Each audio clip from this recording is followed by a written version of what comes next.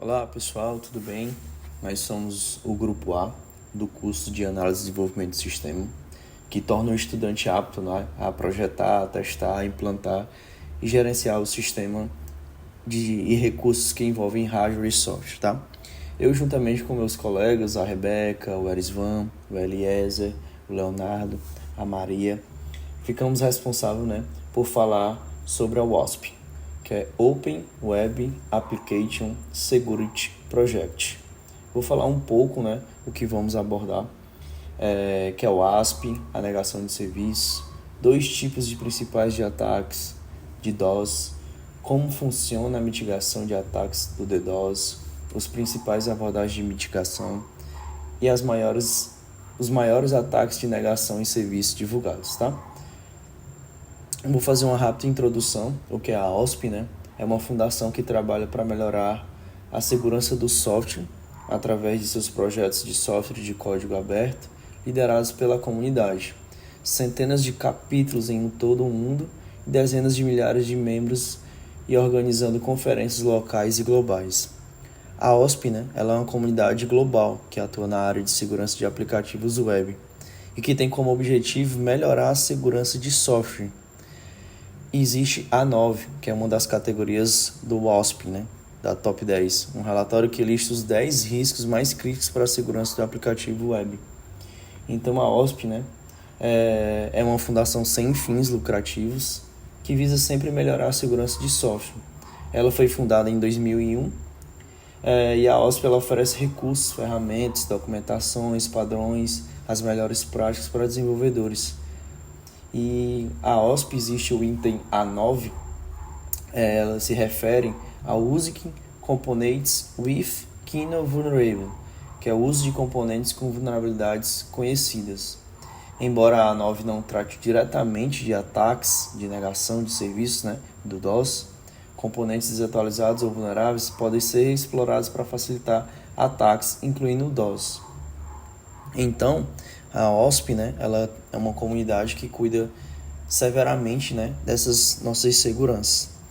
Existem os eventos auditáveis, como login, transações, avisos, erros, logs de aplicativos, APIs, logs armazenados. Então, a OSP tem todo esse cuidado, né, de se dedicar a melhorar a nossa segurança. Então, a missão da OSP é tornar o software mais seguro, ajudando as organizações a desenvolverem e manterem aplicativos web confiáveis. A nossa amiga Rebeca, ela vai falar sobre um pouco a negação de serviço. Rebeca, por favor, fala um pouco sobre a negação de serviço. Olá pessoal, sou a Ana Rebeca. Vou dar continuidade com o assunto sobre negação de serviços. A negação de serviços é um tipo de ataque cibernético, sim, que visa tornar um sistema, serviço ou rede indisponível para os seus usuários legítimos. O objetivo do ataque é sobrecarregar os recursos de um servidor, sistema ou rede, impedindo que ele processe requisições normais, o que resulta em uma interrupção ou degradação do serviço. A negação de serviços ela acaba impedindo o acesso do usuário oficial. Como foi falado, ela vai ocasionar erros, falhas e também é considerado um tipo de ataque cibernético, pois o acesso à rede ela não é permitida com o consentimento do usuário oficial. Por esse motivo, é considerado um ataque cibernético. O ataque cibernético, como já vimos, é todo tipo de acesso sem o consentimento daquela pessoa, seja por meio de acesso de internet, por meio de rede, como estamos vendo, um dos exemplos. Também utilizar dados daquela pessoa também é considerado um ataque cibernético. No caso, existem dois tipos principais de ataques de negações de serviços, que são o DOS e o DDoS. A principal diferença entre os ataques de negação de serviços, que DOS, e o de negação de serviços distribuídos, que é a DDoS, é o número de conexões que são utilizados, certo? Na explicação seguinte, a gente vai verificar justamente os dois tipos de ataques de negação de serviço, tá certo? Olá pessoal, boa noite. Me chamo Josalene. Dando continuidade ao tema, vamos abordar os dois principais tipos de ataque de negação de serviço, conhecidos como DOS e DDoS. A diferença essencial entre eles está no número de conexões utilizadas. DOS, isso significa, traduzindo para o português, negação de serviço. Ele é um ataque que parte de uma única fonte, sobrecarregando o alvo com tráfego excessivo ou solicitações, interrompendo o serviço. DDoS, isso significa, trazendo para o português, negação de serviço distribuída, é um ataque realizado por várias fontes simultâneas, geralmente botnets, que geram tráfego massivo para sobrecarregar o alvo, tornando a defesa mais difícil. Aqui nos slides temos links de vídeos ilustrativos aos ataques DOS e DDoS. Com isso, encerramos a análise das principais diferenças entre os ataques DOS e DDoS. Olá pessoal, me chamo Erisvan, vou dar continuidade ao tema e vou falar um pouco sobre como funciona a mitigação de ataques DDoS. Hoje em dia há diversos provedores de mitigação de DDoS que filtram tráfegos de ataques para evitar que ele atinja o ativo-alvo pretendido. A dificuldade disso, que a grande maioria das empresas, provedores desse serviço tem, é em distinguir clientes reais do tráfego e do ataque, pois muitas das vezes não tem como você saber distinguir quando é uma solicitação de um determinado usuário de algum determinado serviço e quando é um ataque de um hacker ou de alguma máquina zumbi e por aí vai. A mitigação ela ocorre em diferentes camadas e utiliza uma combinação de métodos para proteger os sistemas. E aqui estão os principais, são alguns principais métodos que são utilizados para mitigar esses ataques de negação de serviço. Um dos principais que são utilizados é a prevenção e filtragem de tráfego, que são utilizados os firewalls e os sistemas de detecção de prevenção de intrusão, o IDS e o IPS, que eles inspecionam o tráfego em busca de padrões maliciosos ou anomalias e bloqueios de pacotes suspeitos.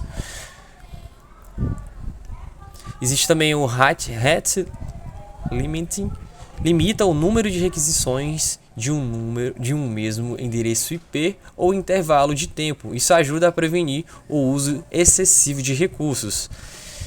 Então, basicamente é como se fosse um cliente de determinada máquina tentando acessar algum serviço, e se esse cliente tentar acessar várias vezes, o sistema já vai caracterizar como algo anormal, e com isso ele pode estar bloqueando o endereço IP da máquina da pessoa ou de um determinado ataque. Também seguindo essa linha, né, de prevenção e filtragem de tráfego, também há a lista de bloqueio, chamado blacklist, que é de permissões, e o de permissão, né, whitelist, que é o bloqueiam ou permitem o acesso de determinados endereços IPs ou regiões geográficas, porque há indícios, né, no caso, que acontece de ter determinados ataques de grupos, né, utilizando diversos endereços IP de uma determinada região específica, e com isso, realizando essa configuração no firewall, há como bloquear IPs de determinadas regiões onde costumam ter diversos ataques desse tipo. Utilizando a parte de rede de distribuição de conteúdo, CDNs, basicamente é sobre a parte de distribuição geográfica de servidores. As CDNs replicam o conteúdo em diversos servidores ao redor do mundo, tornando mais difícil sobrecarregar um único ponto da rede. Então, basicamente, essa parte seria o que? Um exemplo.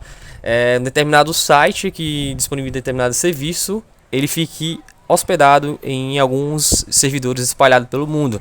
Assim, segundo determinado ataque de algum determinado grupo hacker, tentar sobrecarregar esse servidor, o serviço vai cair naquele determinado servidor, mas o serviço vai continuando ainda, pois vai ter uma redundância, vai estar sendo distribuído em outro servidor também, e assim os usuários não vão sentir esse ataque.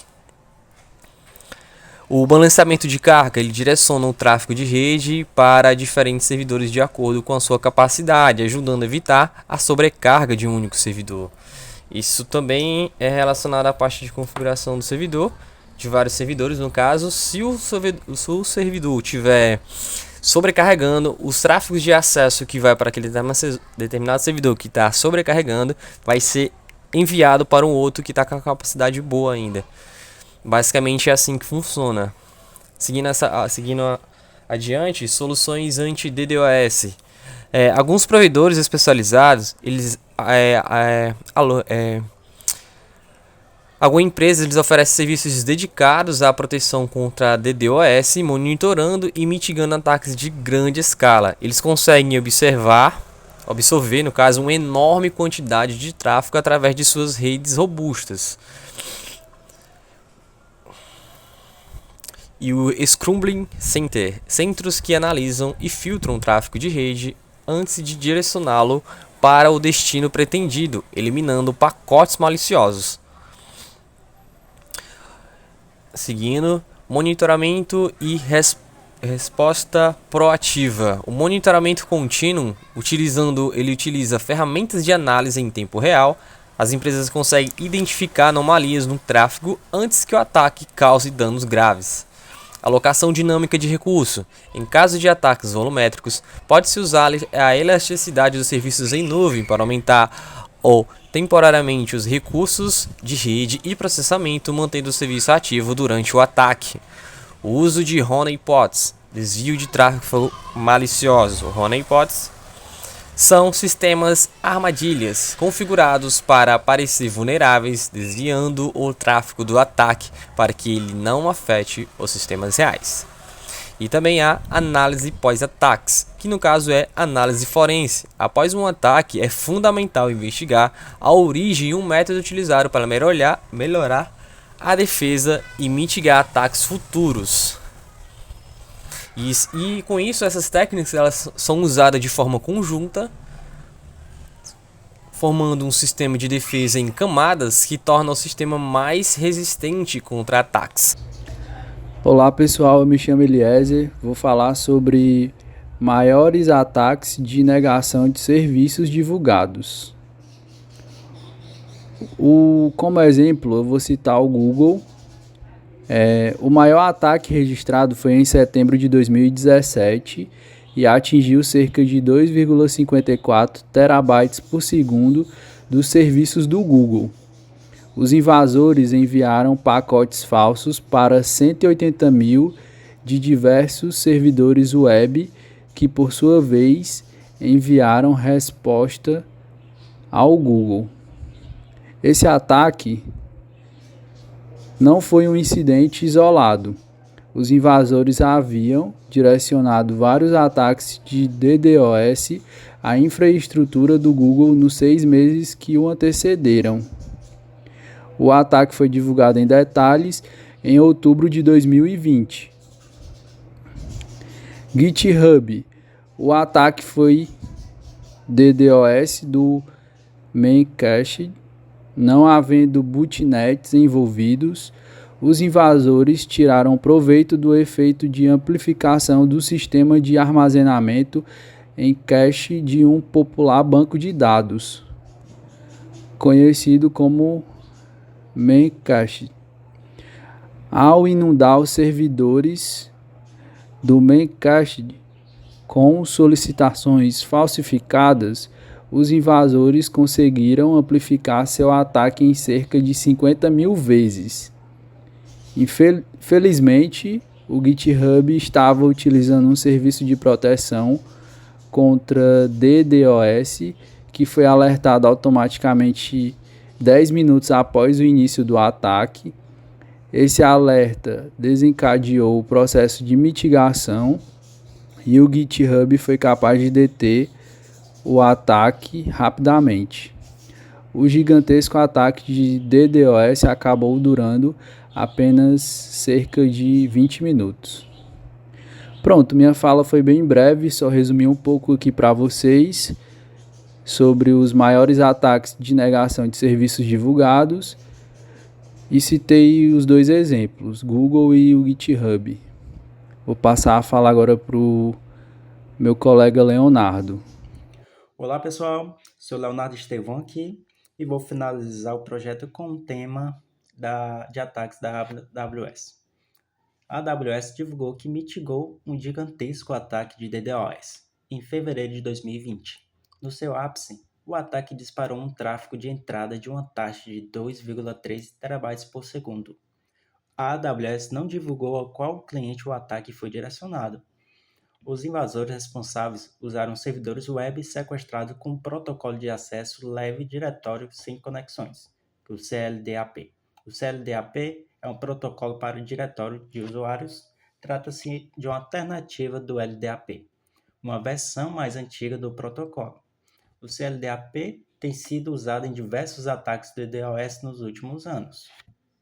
Eu quero agradecer toda a equipe, né, pelo esforço. Também quero agradecer aqueles que ficaram aqui e assistiram toda a nossa apresentação.